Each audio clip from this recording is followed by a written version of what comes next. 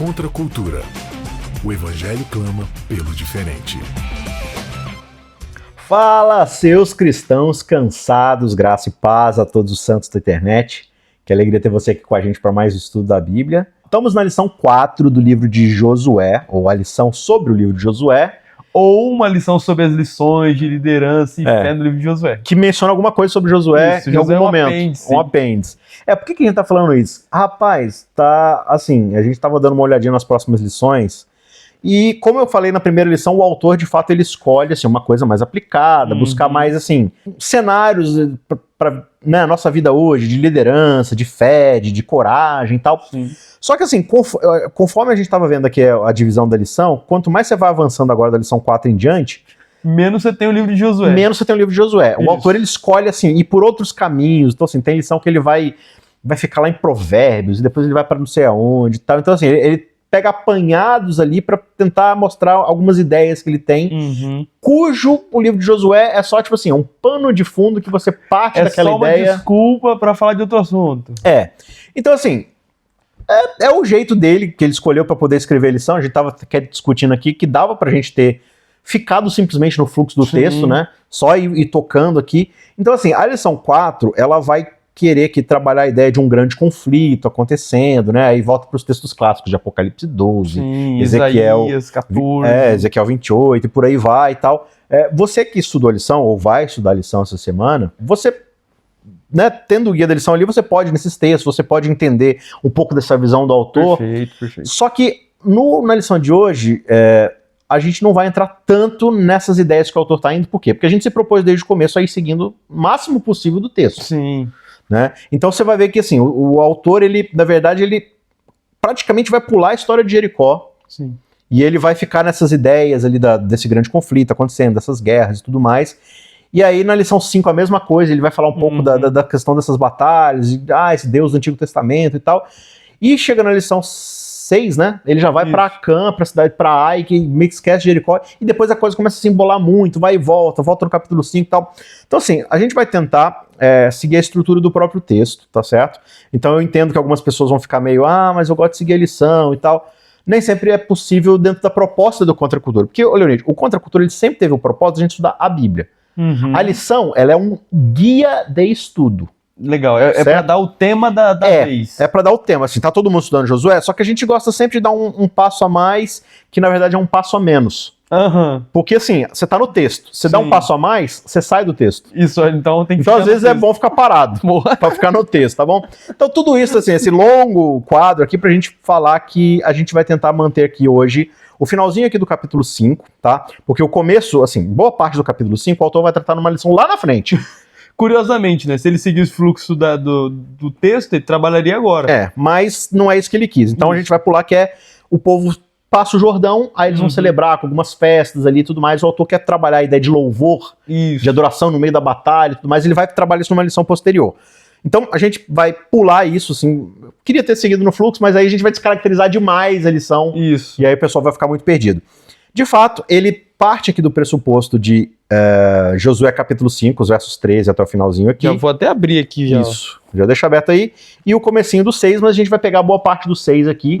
Ele não vai avançar muito, porque o 6 é a história, a famosa história. Você pensa em Josué, você pensa no quê? Eu penso em Vem com Josué lutar em Jericó. Já vem a música na cabeça. Que é o capítulo 6. Isso. E o autor meio que leu o verso 1 e 2 e vai. Eu acho que ele falou, todo mundo já sabe Jericó, vamos embora. Vamos falar aí de outra coisa. Fica a pergunta, será que todo mundo sabe? Ou será que todo mundo sabe cantar a musiquinha e contar a história da criança? Fica aqui o questionamento. Fica aí o questionamento. Então vamos lá. Então assim, a gente não vai seguir as divisões da lição e tudo mais. Pedimos desculpa mais uma vez. Você é sempre bem-vindo. Assim, e o YouTube, ele tem lições da Bíblia, não sei se ainda tem o código aberto, mas você tem vários outros programas. Tem uma galera aí que estuda lição junto, assim, que tem segue um pessoal que fala sobre as lições, né? Que estão na Bíblia. Do texto da lição especificamente. Então, assim, a gente vai tentar seguir mais ou menos o texto aqui e tal. Então, a gente vai tocar algumas coisas tangenciais em relação à lição, mas a gente vai tentar A gente não vai seguir naquela estrutura de dia a dia, mas vamos tentar abordar o tema da lição como um todo. Isso. Então vai dar tudo certo. O primeiro tema, e esse tema ele tá na lição, e eu acho que a gente, na verdade, a gente poderia ficar uma lição inteira só falando isso daqui. Do verso 13 ao 15, verso 15, né? Capítulo 5 de Josué, verso 13 ao 15 aqui, né? Vamos Uma lá, lição então. inteira. Mas a gente não vai fazer isso, a gente só vai ficar 90% da lição só. Perfeito. Tá? Pra que Não é mais do toda, que isso, não. né? Não Só. precisa. Mas eu acho que só esse texto aqui já tem muita coisa pra gente conversar, então a gente vai cair de cabeça aqui no texto. Antes disso, se você não já desligou o canal e desistiu por causa de tanta reclamação, de tanto papo furado que não entra na lição então. e tal, se você ainda está com a gente, fala assim, não, eu vou ficar até o final, eu vou com vocês, com Josué, Lutar em Jericó, lutar em Jericó e e tal. na lição e na Bíblia. Antes da gente ir, então, já deixa o like aí nesse vídeo, ou dislike, se você falou assim, esse pessoal só fala besteira, só enrola. Enfim, de qualquer forma é importante você se engajar, porque isso é importante para espalhar esse vídeo para outras pessoas, tá certo?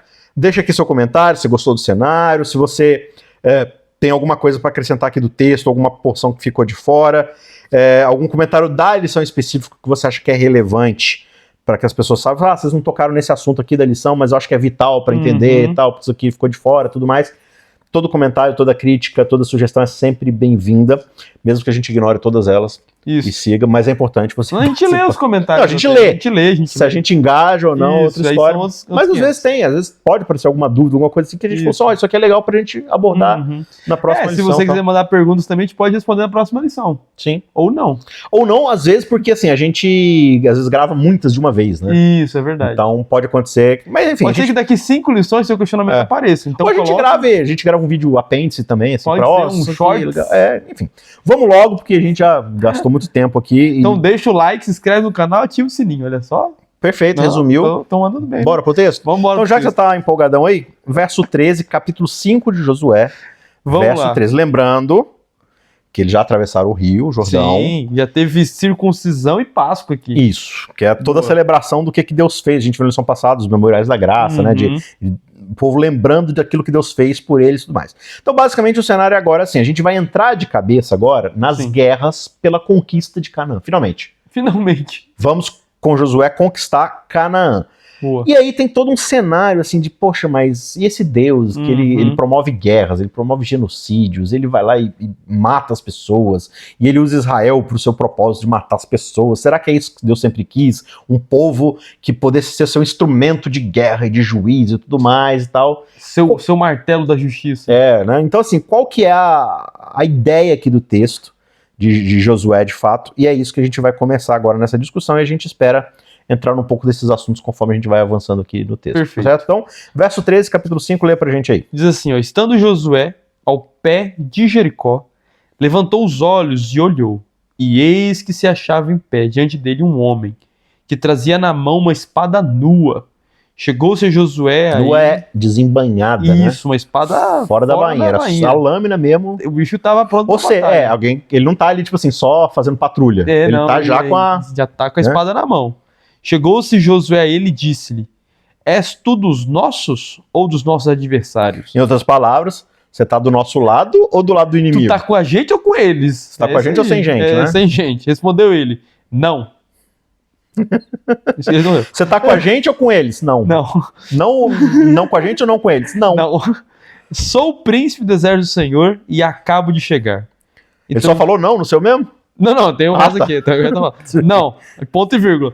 Sou o príncipe do exército do Senhor e acabo de chegar. Ah, tá, mas ele fala só não mesmo. Ele fala é que na minha tá assim, ó, não sou nem uma coisa nem outra. Não, na minha versão é só não mesmo. Eu gostei mais dessa versão. Não. Não, sou o príncipe do exército do Senhor e acabo de chegar. Então Josué se prostrou com o rosto em terra e o adorou, e disse-lhe, que diz meu senhor ao seu servo? Respondeu o príncipe do exército do Senhor a Josué, descalça as sandálias dos pés, porque o lugar em que estás é santo. E fez Josué assim. Olha só, tem umas gavetas aqui pra gente abrir. Olha, uns pacotes para desempacotar. Uns WinZips pra gente descompactar. Também conhecido como hiperlinks. Boa. Você chama de intertextualidade. Intertextualidade. Eu tô chamando agora de hiperlink. Intertextualidade é a palavra acadêmica para isso. Você pode chamar se você quiser, contanto que você faz direito. Exato. E olha só, a gente tem algumas coisas aqui. Vamos começar de trás pra frente só pra gente dar a deixa. Eita, de trás pra frente é perigoso. Quando a gente lê aqui, assim, ó, verso 15. Tira as sandálias dos pés porque o lugar em que você está é santo. Isso aqui não é intertextualidade. Lógico que é. Isso aqui é citação direta. Boa. Pode ser. Referência escancarada. Quando você lê, tira a sandália dos pés porque o lugar que você está é terra santa. Você lembra imediatamente do quê? De um chamado também. Só que isso é legal. Lembra que a gente comentou aqui de que Deus disse para Josué no capítulo 1, capítulo 2, que ele estaria com Josué como esteve com Moisés. E eu falei aqui, eu lembro disso, não estou ficando louco, de que Deus não só disse isso, mas ele ia mostrar isso ao longo do texto. E a gente tem vários momentos desses, que ele começa a demonstrar coisas iguais que ele fez com Moisés, ele faz com Josué. A gente apontou aqui a idade deles. Josué tinha 80 anos, quando Moisés também tinha 80 anos, quando foi chamado. Tem a travessia do rio, assim como Moisés atravessou o Mar Vermelho, Josué atravessa o Jordão. E agora, nesse momento, aparece o chamado, ou, de fato, a aparição de Deus para a pessoa. Aqui para Josué, como também foi para Moisés. E a frase é a mesma. Tire as sandálias dos teus pés, porque o lugar em que estás é terra santa. Assim como apareceu aqui, aparece também para Moisés no capítulo 2 do livro do Êxodo. Capítulo 3 do livro do Êxodo. Capítulo 3. Isso. 3. E é interessante porque, assim, o lance da intertextualidade, como você já explicou isso aqui, é que ele não está usando só a frase solta. Não é só uma... dando algum outro significado. Ele está trazendo à memória do leitor todo o ambiente, o contexto, o pano peso, de fundo. né? Então, assim, o que estava acontecendo lá com Moisés? Uma teofania. Exatamente. Olha que palavra bonita, teofania. O que é uma teofania? É uma aparição ou um encontro com o divino. Perfeito. Mas aí, Leonide, para a gente estabelecer aqui a base, a gente já comentou isso em outras lições, mas quando a gente vai para o Antigo Testamento, tudo bem, Deus é Deus, mas quando a gente fala Deus, geralmente a gente está falando de Deus o Pai. Perfeito. O Deus que se assenta no trono. Tal, visão. A gente geralmente não chama Jesus de Deus, a gente fala, tem Deus e tem Jesus. Ambos são Deus, eles são a mesma pessoa, eles são pessoas diferentes, são as mesmas divindades. Sim. Né? Espírito Santo, ele é Trindade, tudo da bem. mesma empresa, a empresa Deus. Mas, geralmente quando a gente fala no Antigo Testamento Deus, a gente pensa no homem barbudo. Boa. Aquele velhinho barbudo sentado Daniel, no trono. capítulo 7, né? O ancião de dias e tal, sentado no trono, pronto para julgar, cabelo, barba. A gente geralmente não pensa num carpinteiro andando com sandália empoeirada. Não. Você pensa aquele vestido com a faixa vermelha. Isso, não né? é isso que você pensa. Cabelo longo, assim, Esse mais jovem. Esse é Jesus. Isso. Mas há aquela frase famosa que ninguém conhece praticamente, que é: toda teofania no Antigo Testamento é, na verdade, uma cristofania. Olha que bonito. O que isso quer dizer? Isso quer dizer, na verdade, isso é de um texto, sabia? Um texto bíblico. Em João, capítulo 1, verso 18, João ele fala o seguinte, ó: ninguém jamais viu a Deus, mas o Filho unigênito é quem o revelou. Aí o pessoal fala, não, é porque quando Jesus veio, ninguém viu a Deus. Só que você volta no Antigo Testamento, você tem várias citações do povo vendo a Deus. Inclusive, se você lembra da nossa lição do livro do Êxodo, sobre o capítulo 24, a gente leu esse texto. Sobe no Monte Sinai, Moisés, sobe Arão, Nadab e Abiú, e mais 70 dos anciãos de Israel. E o texto fala, eles viram o Deus de Israel e comeram, né, a comida ali, e fala que Deus não estendeu a mão contra eles. Você tem Daniel vendo Deus, Isaías, Ezequiel, uma galera inteira vendo Deus. Então o que eles viram? João ele fala, ninguém jamais viu a Deus, mas o Filho unigênito é quem o revelou. A ideia de João, né, é falar sobre o Novo Testamento, porque inclusive ele fala lá que a lei veio através de Moisés e a graça através de Jesus. Não é inclusive uma divisão entre Antigo e Novo Testamento. Não. Lei e graça, não é isso. Ele está falando do Monte Sinai, sabia? Moisés entregou a lei no Monte Sinai, mas Jesus entregou a graça. Porque a ideia é que olha que loucura, toda aparição de Deus no Antigo Testamento, não só nas teofanias, mas toda aparição, é sempre Jesus. Sempre o Deus que encarnou-se, né? Eu até gosto de pensar nisso quando a gente pensa, por exemplo, naquele texto de Isaías, que ele fala, e o seu nome será Emanuel, Deus conosco. A gente pensa, não, ele é Deus conosco porque ele vai encarnar. Não, ele é Deus conosco porque ele sempre foi o Deus que está entre nós. Mesmo pré-encarnado, ele ainda é Emanuel. Ele já é Emanuel. Já é Emanuel, assim. Exato. Isso. Então, assim, quando a gente está vendo essas aparições divinas, e aí por que é importante a ideia dessa intertextualidade? Porque quando você pensa, né, tira sandálias, lugar santo, você lembra de Moisés. E Moisés, ele está tendo um encontro literalmente com Deus. Isso. Né? E aí a gente comentou isso lá nas primeiras lições da temporada anterior, que foi a do Êxodo mesmo, mas aquela ideia de que quando ele está ali conversando com Deus, mas aí de repente essa presença de Deus está na sarça. Perfeito. E ele começa a conversar com a sarça como se ela fosse o próprio Deus, porque ela é o próprio Deus. Sim. Não a sarça em si, mas Tanto assim... que ele vai meio que estampar os olhos ali, porque ele teme olhar pra Deus, né? E fala do anjo do Senhor, né? Isso. O anjo do Senhor aparece para Moisés. E aí vem uma outra questão. A gente já comentou Vai lá. aqui que toda aparição divina é, na verdade, a aparição De Jesus. Cristo, do próprio Exato. Jesus. Mas agora tem uma outra característica que você observa, e a gente vai comentar alguns exemplos aqui. Uhum. Olha como é que é legal, assim, você se deleitar no próprio texto. Porque Olha tem só. tanta coisa para se desempacotar, né? Então, né? Tem umas Então, olha coisas. só, ele fala aqui, ó, quando Josué estava perto de Jericó, levantou os olhos, e eis que achava diante dele um homem que trazia na mão uma espada. Uhum. Ele fala homem, mas Isso é assim... importante. É porque ele vai ver a figura de um homem, né? Por Sim. mais que tenha, sei lá, glória, poder e tudo mais. Então, é um homem, diferente. mas se é um homem, por que ele instintivamente sente a necessidade de cair de joelhos e adorar? Mas é se é um depois, homem. mas é depois da fala, né? Sim. Ele vai perguntar primeiro. Então vamos lá. Vamos construir essa ideia. Vamos construir essa ideia Então, devagar, né? você atravessou, Josué tá lá preparando pra guerrear. Isso, ele tá Então, perto o que de tá na Jericó. cabeça dele agora é batalha. Isso. E Vamos ele pra vê guerra. um cara com a espada pra fora. Ele tá andando ali, tá um cara com a espada já. Ops, E ele, tá segurando a espada aí. Você é dos nossos? ele já Ou quer dos saber se dele. ele vai pra briga agora, né? E isso é muito importante. Acho que é interessante a gente falar sobre isso, com a luz também de Moisés, é que, como a gente falou, Deus está aparecendo para Josué assim como apareceu para Moisés. Mas é muito importante que nos chamados de Deus para os seus filhos, quando Deus aparece nas suas cristofanias, teofanias, ele sempre vai aparecer de uma forma contextualizada ou para o momento ou para a pessoa. Você percebe, por exemplo, nos chamados profetas. Nenhum chamado é igual ao outro. Ezequiel vai ter uma visão bizarra, eu acho que essa é a palavra mesmo, Uhum. bizarra sobre a glória de Deus de fato. Ele vai ver anjo com 4 caras, 4 cabeças assim, 4 faces, vai ter roda dentro de roda, olho dentro de olho, e vai ter um ser sentado no trono que é fantástico. Aí você tem Isaías, ele vê Deus no trono e as abas do trono sobre o santuário. Sim. E aí vem aquela ideia do anjo e tudo mais. Jeremias é numa conversa, no diálogo.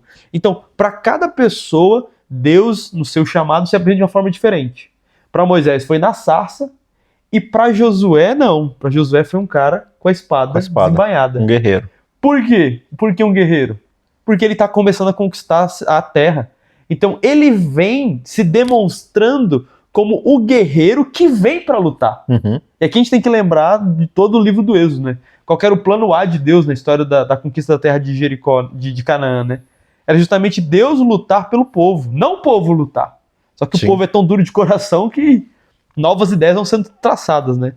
Então Deus se apresenta como esse homem da espada desembainhada justamente para demonstrar que é ele quem vai lutar pelo povo. Lá em Êxodo 14, né? Quando ele está descrevendo ali, ele fala: olha, só fica quieto e observa o que eu vou fazer, né? Senta e observa, né? Senta e observa, não se envolve. O plano de Deus, no fim das contas, tem aquele texto que você sempre traz à memória dos vespões. Esse texto é muito legal. Que é tipo assim, ó, nem que seja mandando vespa, abelha. O plano de Deus, o plano A divino, sempre foi assim, ó, eu vou trabalhar enquanto você confia. Exato. Confia e tal. Assim, então, o que acontece em Jericó É uma demonstração disso. é o que Deus queria pra tudo. Sim, porque o povo, a parte deles é girar e gritar. Difícil isso, né? Girar e gritar. Você tá todo um treinamento. Isso, claro, ninguém consegue fazer isso de primeira. Quando eu era desbravador, ficava lá treinando na Ordem Unida. Ficava girando. Girando, e fazia todo. gritando. Basicamente. É isso, basicamente, né?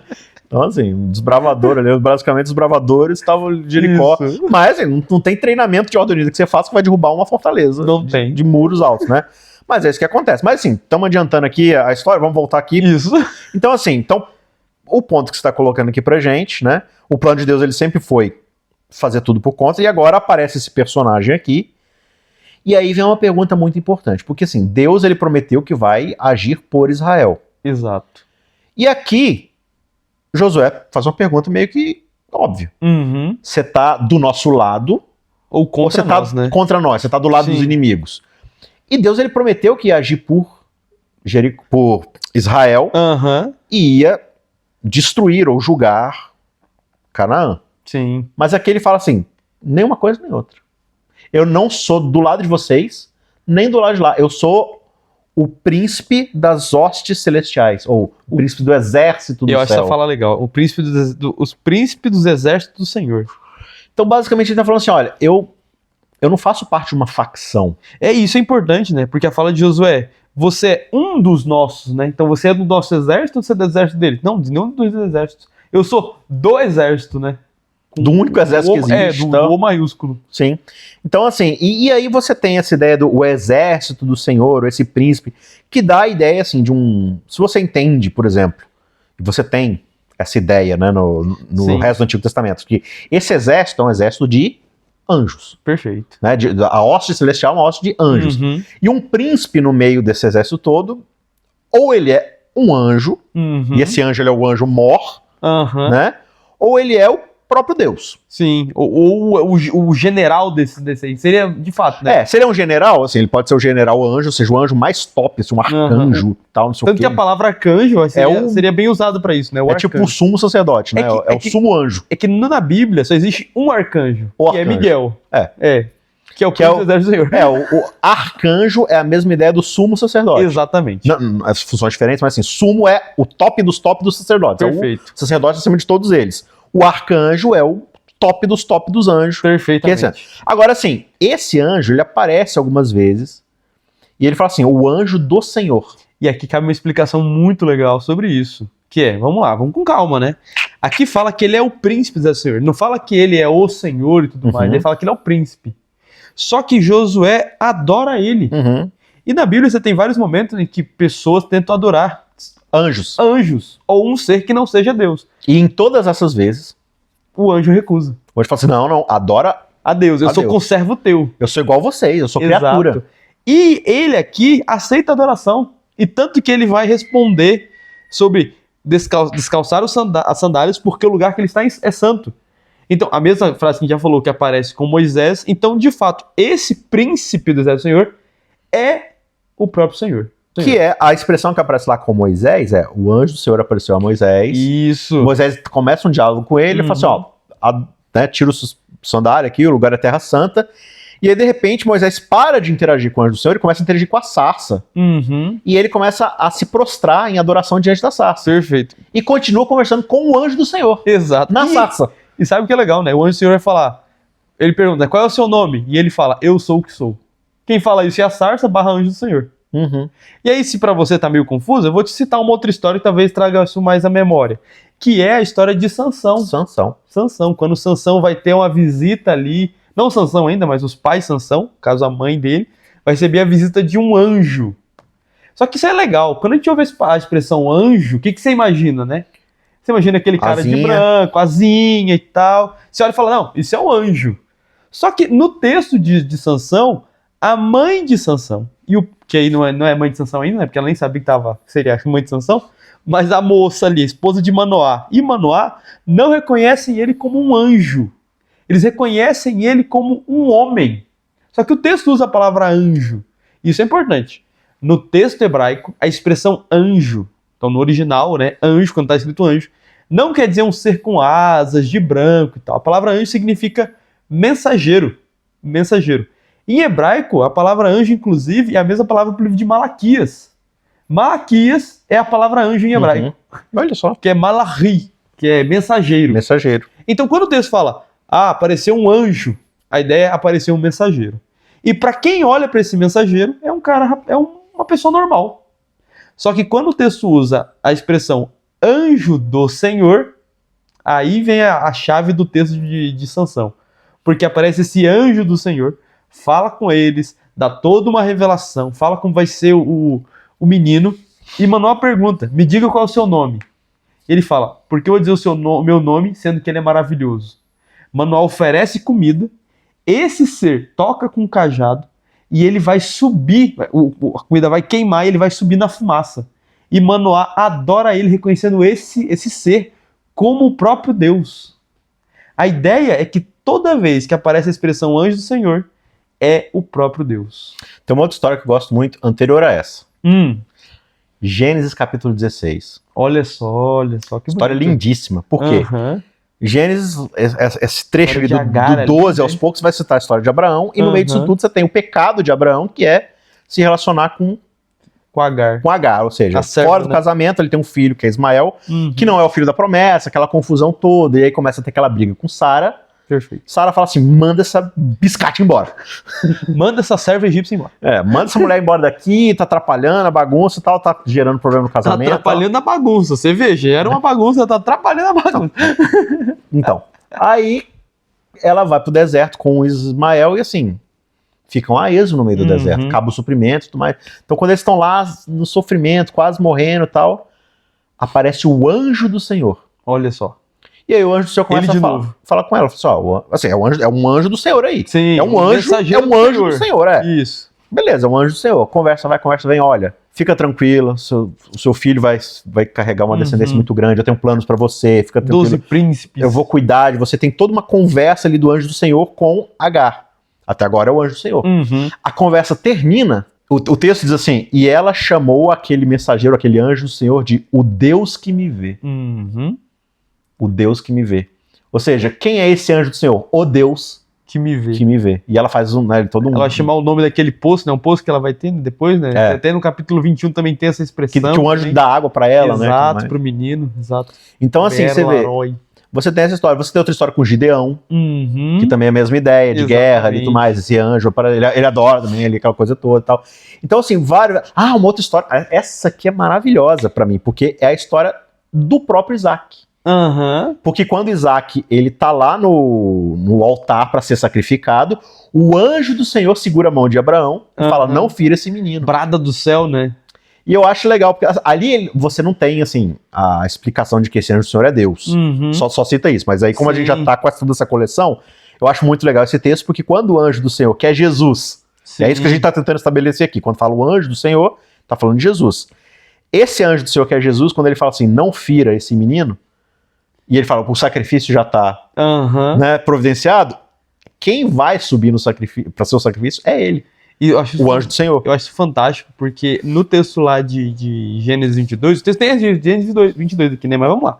Gênesis 22, Abraão vai falar assim, ó. O texto vai falar, e chamou-se aquele lugar, o Senhor proverá.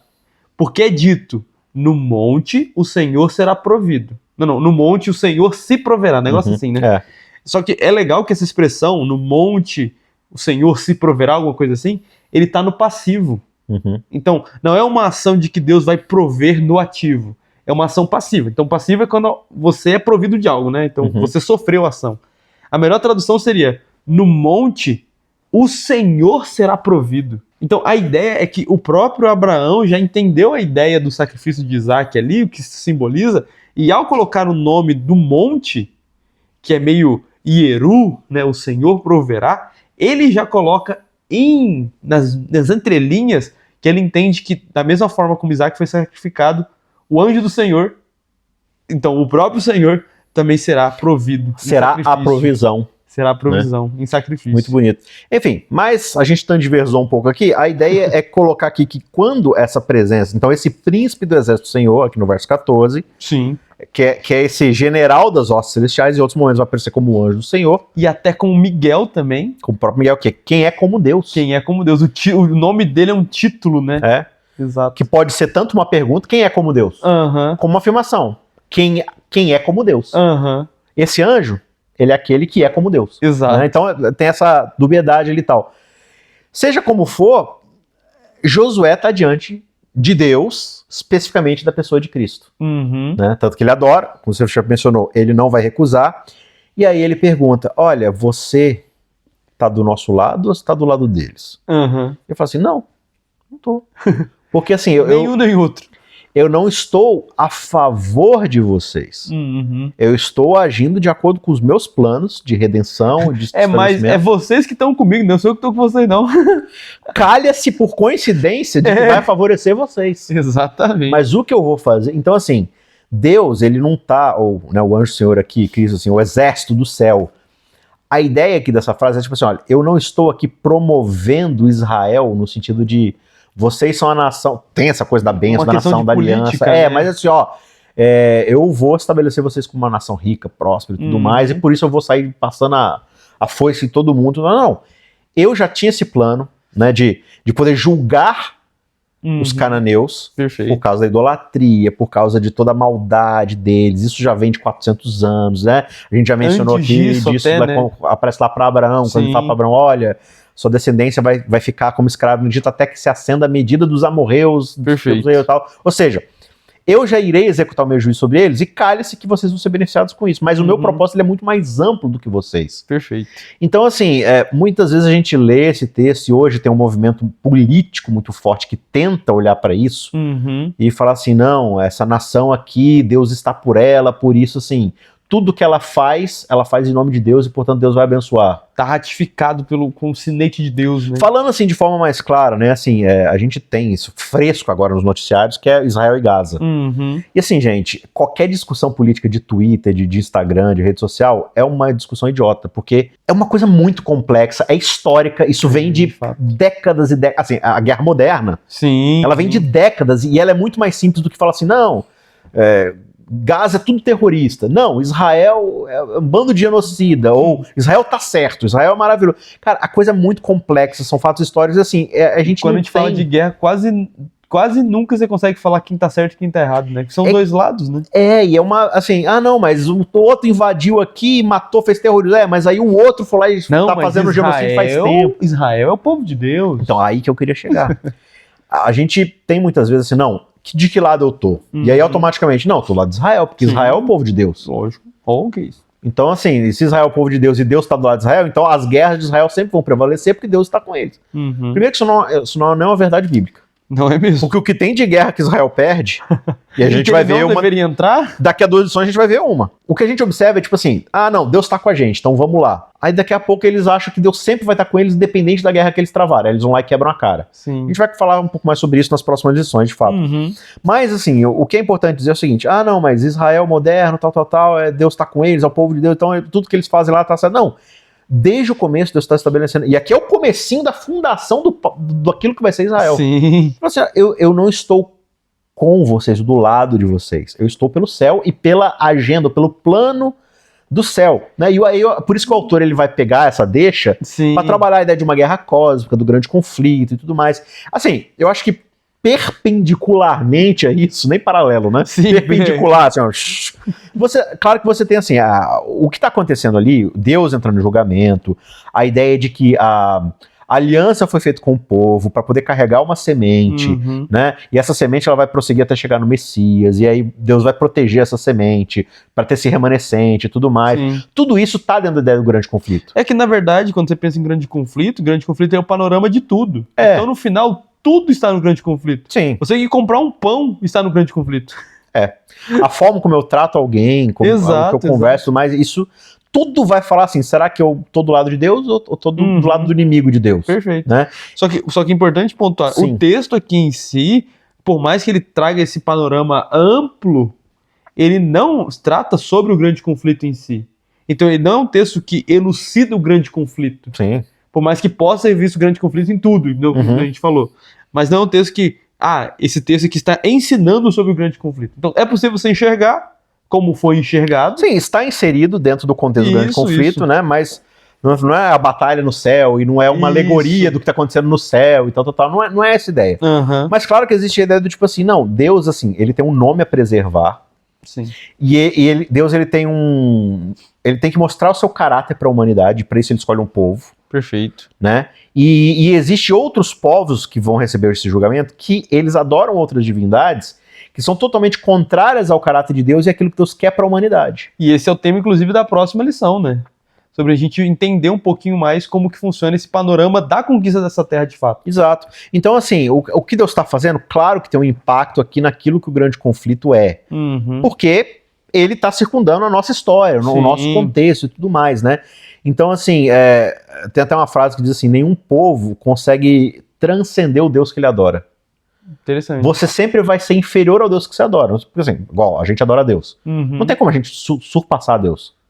A gente sempre vai estar abaixo. Sim. Então, se você adora uma divindade que ela é cheia de problemas, de violência, de maldade, de vício... Esse vai ser você, né? O seu padrão é esse. Você nunca vai superar isso. Então, você imagina, todo esse povo circundado no meio dessa ideia de que, tipo, a idolatria... Paulo vai falar que a idolatria, ela, na verdade, assim, ela é guiada por forças demoníacas, né? Porque Sim. elas querem trazer uma filosofia, uma ideia de que é um jeito diferente de viver, que é o jeito de Deus. Sim. E o que é a ideia do grande conflito no fim das contas? É Deus estabelecendo a sua filosofia de reino. Uhum. E tudo que acontece, comprar um pão, Comprar ou um conversar, tudo isso vai dizer o seguinte: o jeito de Deus é melhor ou o jeito que Satanás propôs, Sim. que é o jeito livre de se viver fora do, que não é liberdade, né? Mas digo assim, fora da vontade de Deus, tudo isso está acontecendo.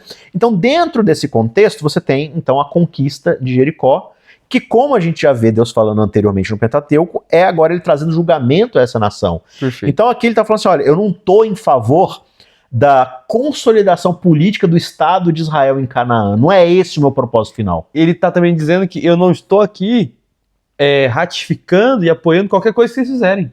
Então, tipo, vocês decidiram matar aquele povo, tô com vocês. Decidiram não matar aquele outro, tô com vocês. Não. Inclusive, a gente vai ver isso no próprio livro de Josué, de que o povo tem que fazer a vontade de Deus. Deus não está ali para ratificar a vontade do povo. Então, por isso que ele responde: não sou de vocês. Não sou de vocês. Eu sou acima de vocês e vocês têm que estar comigo. É como se Deus voltasse a pergunta, né? E você, Josué? Você está comigo ou está com eles? Josué pode falar: não, estou contigo. Mas e as gerações posteriores, né? Que vai ser o grande problema, né? Exato. A frase assim: ó, se Deus é por nós, quem será contra nós? Nós mesmos. Resposta: nós mesmos. Nós mesmos. Nós somos o nosso maior inimigo. Mas olha só, então assim, não sou nenhuma coisa nem outra, sou o príncipe do exército do céu. Opa, entendi então. Aí eu me prostro com o rosto de terra e pergunto: que diz meu senhor ao seu servo? E aí o príncipe do exército do Senhor respondeu: tira as sandálias porque o lugar está em terra santa. Ou seja, Josué, primeira coisa que você precisa entender: eu não sou da sua galera, eu não sou do seu time, eu sou santo. Exato. E o que é Deus ser santo? Eu estou separado dessas coisas de vocês aí, que é essas brigas humanas, essas facções, essas divisões. Eu sou algo transcendente, sou algo maior, eu sou santo. E a primeira coisa que você precisa fazer para essa relação dar certo é compreender que eu não estou preso à agenda estratégica de vocês, né?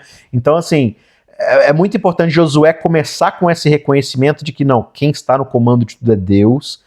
Então, esse é o plano A, vamos seguir a vontade dele, claro, e a gente vai ver isso muito na lição que vem.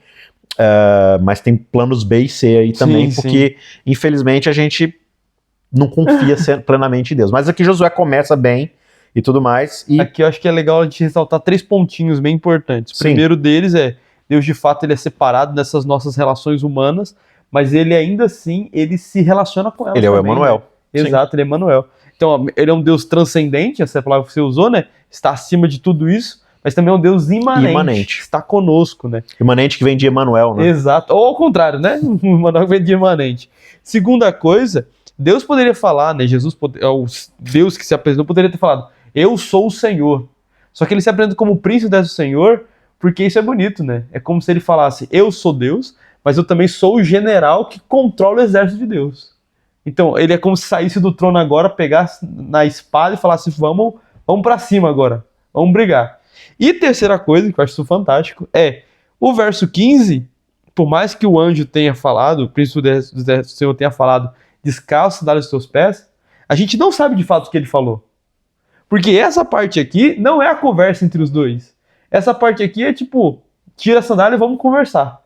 Que é o que acontece com Moisés no início de todo aquele diálogo sobre, né, qual sinal vai ser e tudo mais. Então a gente não sabe que diálogo eles tiveram aqui. A gente vai ver, na verdade, esse diálogo sendo contado no capítulo 6. Que o diálogo basicamente seria: qual é o plano para conquistar Jericó? Então é como se o anjo falasse, o príncipe aqui, né, falasse: o plano é o seguinte, a gente vai conquistar Jericó junto e vocês vão fazer o que eu mandar. E o plano ele vai contar. E a gente vai ver no capítulo 6 como se desenvolve. Vamos pra lá então? Bora lá, vamos lá. Então lembrando, colocando em mente aqui, a gente está agora vendo o plano A de Deus. Isso. Que é aquilo que ele falou lá no Êxodo: fica quieto e deixa eu resolver. Senta aí, deixa com o pai. Então vamos lá, o verso 1 diz assim: olha, ora, Jericó estava rigorosamente fechada por causa dos filhos de Israel. Ninguém saía, nem entrava. Basicamente, eles estão em estado de sítio. Isso. Eles estão em estado de sítio sem Israel ter chegado nem perto. Eles atravessaram o Jordão, o pessoal falou: não, ninguém sai desse lugar mais não, acabou. Ó, vamos manter a porta fechada porque esse povo tá aqui. Né? Exato. E eles já sabem que teve invasão na segurança. Sim. 2 espias entraram, saíram. Os melhores espias de toda Canaã. Eles entraram e todo mundo viu.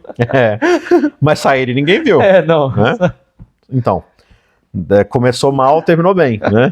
Mas aí, então, eles estão lá sitiados. Aí, o Senhor disse a Josué. Então, ele deu o contexto pra gente de qual era a situação. Ok, como é que a gente agora vai invadir uma fortaleza inexpugnável? Eu gosto dessa palavra, inexpugnável. Uma fortaleza murada que... Intransponível. O muro é tão espesso que dá pra você morar nele. Inclusive, há relatos arqueológicos, eu vou falar disso daqui a pouco também, das muralhas de Jericó dessa época. E o pessoal relata, não sei se eu já tinha falado isso aqui antes. Falou, mas Falei, né? Vale a pena relembrar. Eu tô me repetindo já. Acontece.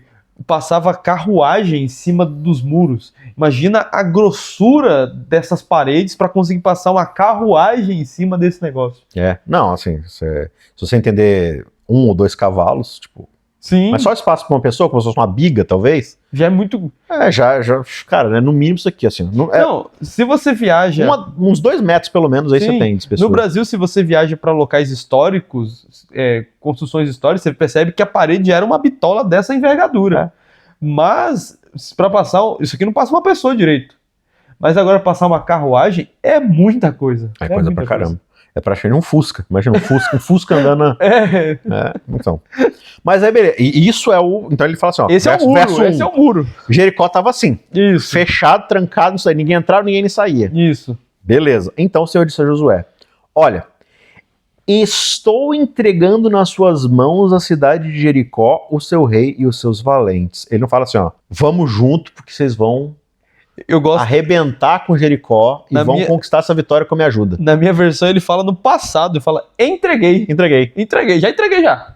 Tudo certo. Tem uma expressão no inglês que eles falam assim, ó, take for granted. É até difícil de tomar traduzir. Por garantido. Tomar por garantido no sentido assim, agir como se aquilo ali já fosse certo. Que na verdade é bem pejorativo. Tipo assim, não, você toma tudo aí como já fosse certo, mas nem fez ainda, né? Aqui ele tá falando assim, então, você pode tomar como certeza de que já tá feito. Né? Vai que é tua. Então, basicamente, qual que é o plano A de Deus? Eu vou entregar Jericó na sua mão. Fica quieto e senta. Mas assim, verso 3. Vocês todos, os homens de guerra, devem rodear a cidade, marchando ao redor dela uma vez. Faça isso durante 6 dias, né?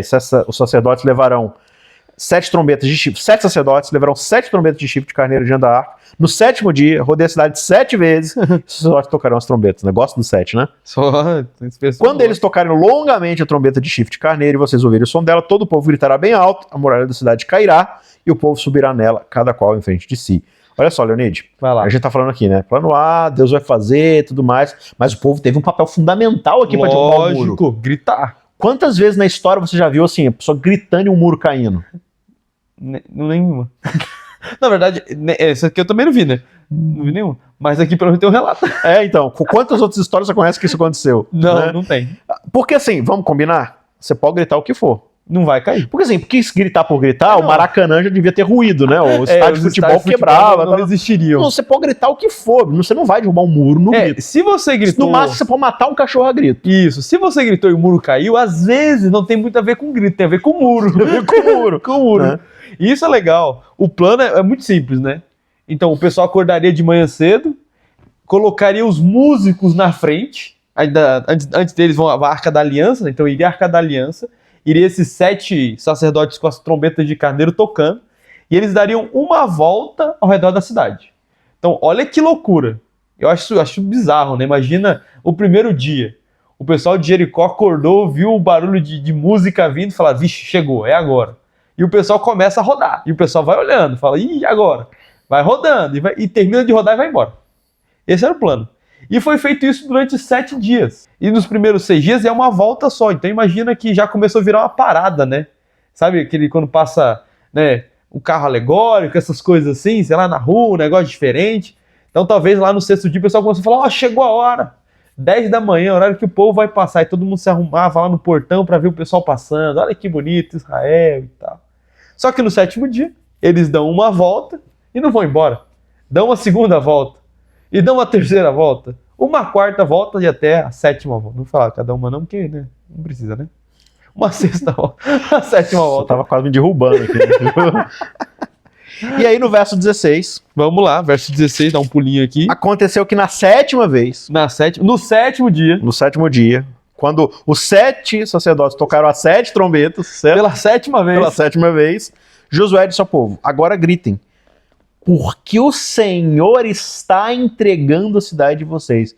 Ele estava falando assim, olha, agora gritem que a muralha vai cair. Grita que vamos ver. Não, ele falou assim, ó, grita, porque é para comemorar Israel, Isso porque é legal. Deus está entregando. É muito mais um grito de celebração do que um de guerra. Exato. Né? Gritem porque o Senhor está entregando a cidade para vocês. Aí ele fala que, ó, porém, né, todo mundo vai ser condenado, menos a Raabe, a prostituta e os que ficaram com ela, porque ela ajudou os mensageiros. A gente ali, comentou isso até, né? Achei engraçado comentar como que o texto ele vai ressaltar essa profissão da Raabe, né? Ele fala, Raabe, a prostituta Raabe, o tempo todo colocando isso, né?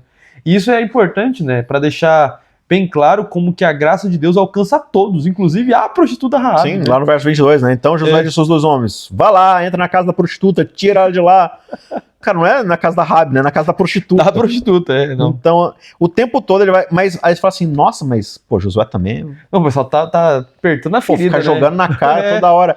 Mas olha que interessante, a gente tá falando de um texto que é um documento do povo, que vai ficar por gerações, Exato. contando a história da nação, e nesse documento, nesse livro de história que conta a história de um povo, que é um povo santo, separado, sagrado, que vem a linhagem do Messias, tá escrito lá, ó, a prostituta faz parte dele. E não só faz parte dele, como a gente vai ver depois, que a prostituta entra na linhagem do Messias. Esse Messias aceita cada um na sua linhagem. Você quer falar do príncipe da paz, do Messias, de Jesus, desse que vai salvar a humanidade, assim, você vai escondendo certos esqueletos podres, no armário, né? Descendente de prostituta, Sim. descendente de moabita, você vai escondendo essas coisas. Não, ele é Não.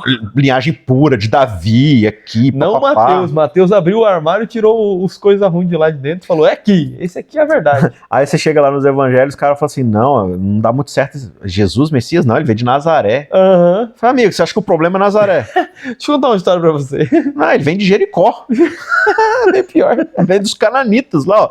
Então, é muito interessante, né? Mas aí o povo grita, tal, ao tocarem a trombeta e tudo mais, e aí as muralhas ruíram, o povo subiu a cidade, cada qual em frente de si, e a tomaram.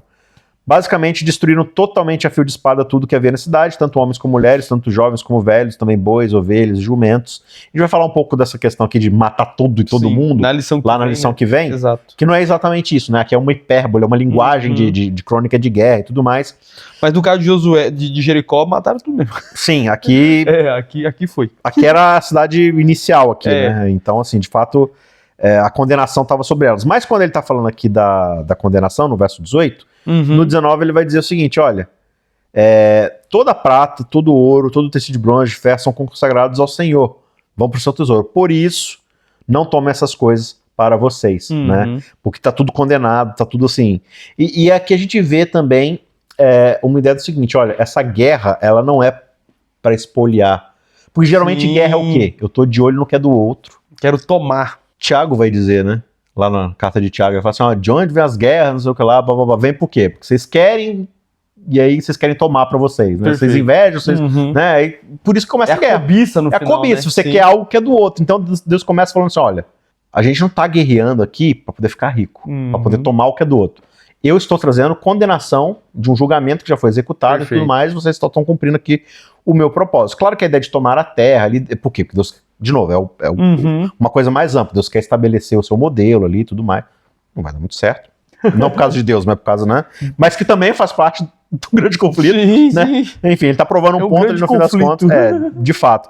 Mas enfim, então não toquem nisso. Isso vai agora gerar os problemas do B e do C, do plano B e C, que a gente vai discutir daqui a 2 lições. Mas antes de falar nisso, eu acho que é bem legal quando a gente fala sobre esse episódio de Jericó, que é uma questão até da arqueologia. Olha só, não sei se a gente já trouxe arqueologia aqui alguma vez, né? Acho que não tão profundamente, não. Temos ter um quadro agora, arqueologia. Sobe evento de arqueologia. Isso, arqueologia. Quando você vai para Israel, lá costumam ter pesquisas arqueológicas, né, escavações e tudo mais.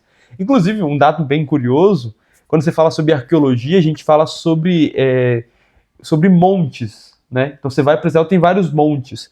Só que esses montes são chamados de tels. Esses montes, às vezes são montanhas de fato, e às vezes são cidades. Então, era uma cidade, só que a cidade ruiu por N motivos, ou destruição de fato, e com o passar do tempo foi juntando terra. E aí, como e aí tem coisa ali, vai... Exato. Tanto que hoje o pessoal, para decidir qual montanhas dessas vão escavar, eles têm que fazer um estudo todo geográfico, cartográfico, para ver se existia de fato uma cidade. Então, às vezes, o pessoal acha que é só uma montanhazinha, mas tem muita coisa lá embaixo. E não só isso. Quando eles vão para uma cidade, como por exemplo Jericó, que ainda hoje existe lá uma cidade, lá perto de Jericó e tudo mais, eles vão escavar. E você tem estratos dessas cidades. Então, por exemplo, você vai ter... Estratos, você fala, são camadas. Boa palavra, camadas, melhor. Olha só, camadas da cidade. E quanto mais profunda a camada, mais antiga. Então, pensa no seguinte. Você tinha uma cidade aqui e ela tinha muros. Aí o pessoal foi lá e derrubou os muros, caíram. Virou um monte de entulho. Virou um monte de entulho. Aí vai cobrindo de terra. Exato, cobrem de terra, constrói Virou chão normal. Chão batido. Olha, chão batido. Inclusive com um fundamento bom, porque tem um monte de tijolo embaixo. Um monte de tijolo. Então já tá durinho aqui já. Aí eles constroem em cima. Cai, vira chão, constrói em cima. E esse negócio vai subindo. Uma lasanha de cidade. Exatamente. Né? Então, quanto mais profundo você cai, mais vai encontrando essa época. E em Jericó, os arqueólogos foram pesquisar e foram fazendo esses estratos e foram encontrando vários tipos de cidade, até que encontraram uma cidade da época do bronze, que é mais ou menos essa época aqui de Josué. Você tá falando em encontrar uma cidade, porque, por exemplo, chega na camada mais superior, vai ter lá, sei lá, um prato de vidro. Perfeito. Aí, assim, um exemplo, né? Aí você começa a cavar, você chega numa outra camada. Aí tem lá um negócio de madeira. De ferro. De ferro, ou outro de bronze. Você fala assim, não, mas peraí, vidro foi usado na época tal. Exatamente. Então, isso aqui é da época tal. Não, esse tipo de cerâmica aqui, ele é datado, tal, por outros achados, tal. Então, você meio que consegue entender qual o ano, a época né? daquela camada pelo material que você vai achar lá. Perfeitamente. Né, as coisas ali e tal. Então, assim, você vai cavando, e quanto mais fundo você vai chegando, você vai vendo que as coisas vão sendo datadas de coisas mais antigas ainda. E qual que era o ponto? Eles encontraram, então, utensílios da camada de bronze, dessa época do bronze, mas uma época de Josué aqui, e foram escavar na parte das muralhas e descobriram que a muralha estava caída para fora. Olha só. E por que isso é curioso? Por que é curioso? Uma camada, muro não tem que cair? Tem que cair, mas cai para onde? Vamos lá.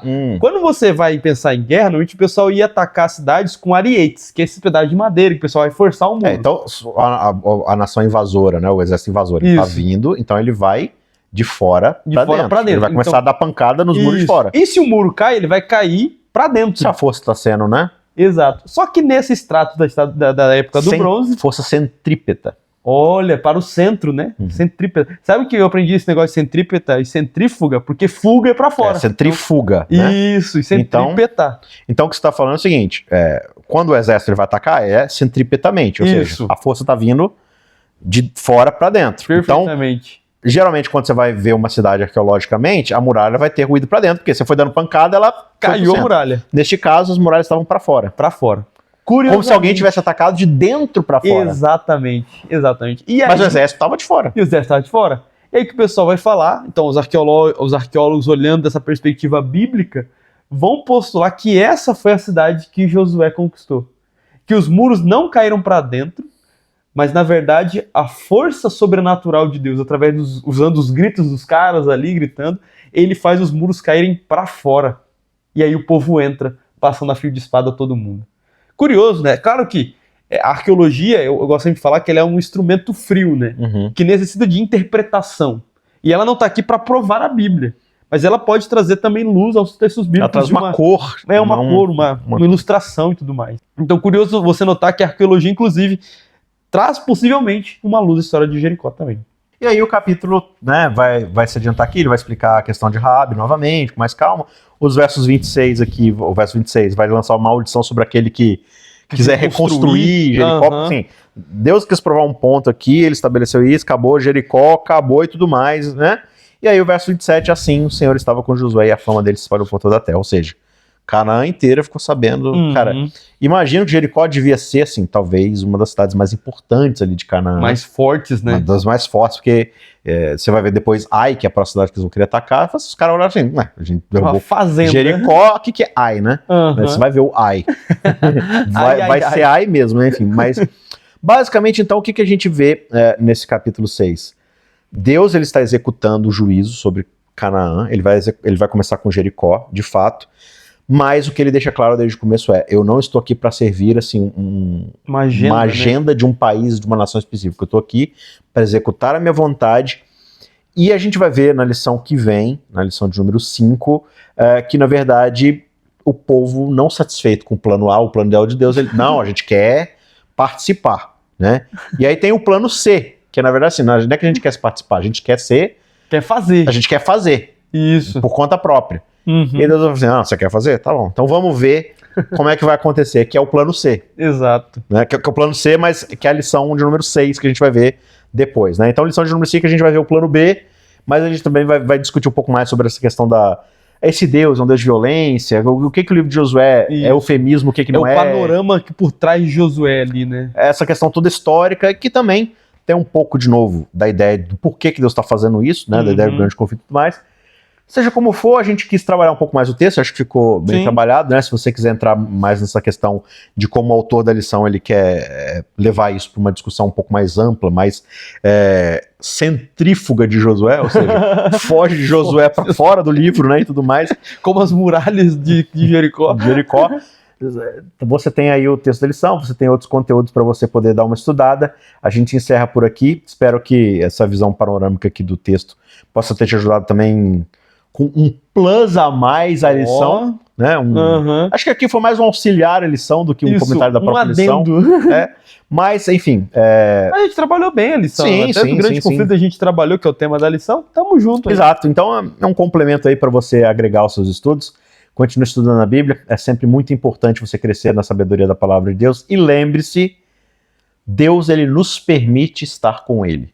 Exato. Né? Deus não está a favor das nossas agendas pessoais, Ele não trabalha pelos nossos planos específicos, mas o plano dele é que nós estejamos no plano dele. Exato. Né? Que é a salvação. Que é a sua salvação no fim das contas, né?